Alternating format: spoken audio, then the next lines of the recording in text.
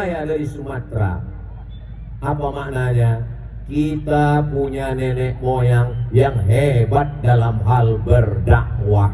Kerajaan-kerajaan Melayu yang ada di Pulau Sumatera itu adalah sebagian besarnya salah seorang panglima perang dari Kesultanan Aceh, namanya Gocah Pahlawan, ditugaskan menjadi panglima perang di Medan. Lalu di Medan dia mendirikan kerajaan. Itulah sekarang yang menjadi objek wisata kalau orang ke Medan. Namanya Kerajaan Melayu Delhi. Masjidnya besar, Masjid Al-Masud. Istananya namanya Istana Maimun. Lalu kemudian kalau kita terus lagi dari Medan, arah ke bawah menuju Riau, nanti kita berhenti di Tanjung